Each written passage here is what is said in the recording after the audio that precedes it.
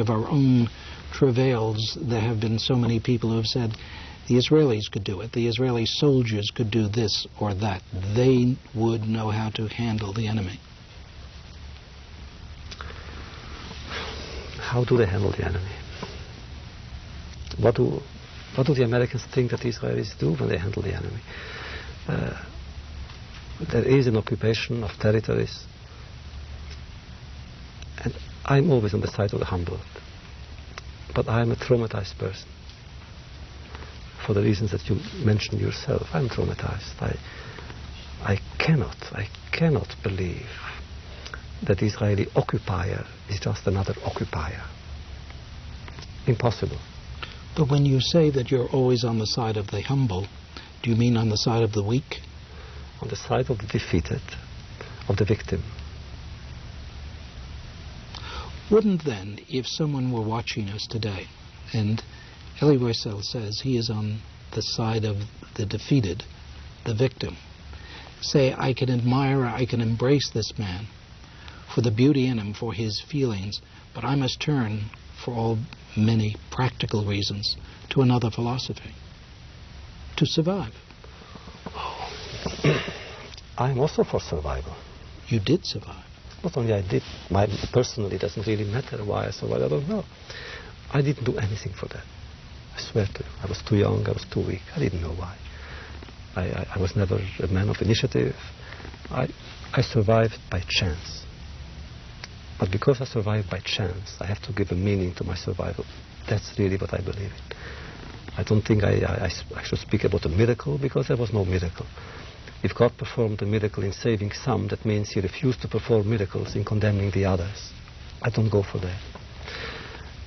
So I'm for surviving. I want the Jewish people to survive. And I want all people to survive. Now, I am naive in thinking that it's possible. I mean, it's possible to live in a messianic era when people will live happily, not at the expense of someone else's unhappiness. But at least we must try. You say that is possible. And you smile. I smile because you and I belong to the prophetic tradition. We have a past which goes very far. Isaiah and Jeremiah, and these were prophets, these were poets. Jeremiah was also a politician, great politician, suffered for it. But what we remember is not his politics. We remember his poetry. And that goes for Isaiah and for Habakkuk and all of the other prophets. We claim that tradition as our own, as our memory. Here is a tradition that becomes our memory. How can I not believe in it? But that memory now is fostered and protected and defended and expanded too. Let us not forget that. By those who have a somewhat different approach, considerably a different approach from your own in Israel. I know. That's not new. You know, we had zealots some 2,000 years ago in Jerusalem. And they were a catastrophe. They brought a catastrophe. Jerusalem was destroyed because of those zealots. I claim kinship with a master, Rabbi Yochanan ben Zakkai, who left Jerusalem because he wanted to establish schools. And he did establish schools. And he was the pillar on which a Talmud has been built and which kept us alive for 2,000 years. Now again, that doesn't mean that I think that the Jewish people should simply now read the Talmud and not have an army. They have an army. They need an army because we live in pragmatic conditions and circumstances. But without the Talmud and without the word, without language, without poetry, we would not have survived. Do you think that about Americans, not American Jews, about America generally? Would your same hopes and aspirations about the fostering of that tradition of 3,500 years, would it relate to America so powerful and so much involved in the politics of survival, vis-a-vis the Soviet Union, vis-a-vis nuclear armament, etc.? Yes, I do. When I think of the United States, I'm overtaken by gratitude. That doesn't mean I'm not critical. I am critical. But gratitude is a dominant feeling that I have when thinking of America. Number one, this nation has gone to war twice in its history to fight for other people's freedoms. The First World War, the Second World War. Then after the wars, the economic help, the billions of dollars that we have given to those poor countries, ravaged, destroyed by the enemy. And even now, what would the free world do without us? And they're always ready to help. So I'm grateful to this country. Where else really could a refugee such as myself be sitting with you and talking about history or about philosophy? On the other hand, I'm critical. I think, for instance, what happened here during the war with regard to the Jewish tragedy is unforgivable. The indifference of the United States leadership towards the suffering of the Jewish people in Europe is unforgivable. What do you think that indifference, as you call it, and that was the word that I started the program with, what was it due to? A lack of knowledge, a lack of information? Oh no, knowledge was here. Then what? I don't know.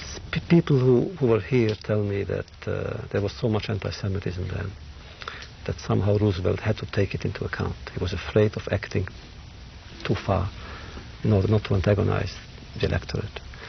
I am told that even the Congress was against immigration, that the newspapers who knew the stories came in, even the newspapers did not play it up to a sufficient degree.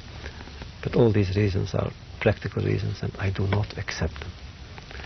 When I know now, and we knew it some 20, 30 years ago already, that Roosevelt and the military and political leadership, and including the Jewish leadership of this country, knew everything that was going on in Europe.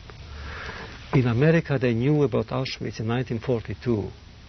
I, who was in Hungary, didn't, and in 1944. When the Hungarian Jews came to Auschwitz, they didn't know what it was. Had they known, many of us would have escaped. The Russians were 15 miles away. Now, how can anyone explain that to me? I don't know that. The knowledge was here, but somehow the knowledge did not become an ethical knowledge. It was one thing to know that Jews were being killed, and another thing to know that something had to be done for them. And these two zones were separate. Today, how separate are the zones for Americans? The zones when we think of Ethiopia, the zones when we think of other peoples who are suffering? I think the American nation responds. When we saw the Ethiopian pictures on television, there was a response, a very powerful response in the United States. Not enough, mind you, because I think we should have taken American planes. The Air Force should have given 100 airplanes to carry the food to, and doctors and teachers and builders, sociologists, or anything to go and help these people. But still, the American, as an American, he or she helped. I know I was going around schools, high schools, asking children to give $1. And they gave, in the thousands, they gave dollars to the Ethiopian children. That was true about Biafra, that was true with the boat people. The American people responded. Maybe it's a guilt feeling. Maybe because during the Second World War, the gates were closed. That now the boat people are being allowed in. The Hungarian refugees did come in. You know, I'd like to come back to this question about the nature of human nature. Unless you were to tell me it will be whatever we make it. But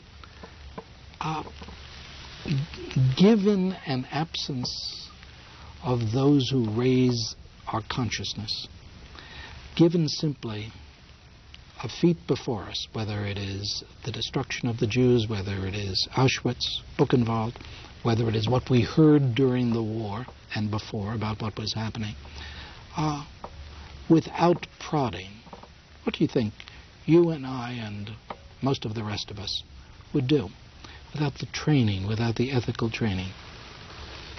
Yes, but what is ethical training? It's teaching. We are teachers. We write and we speak and we teach. That means we train other people. In order for us to be able to train,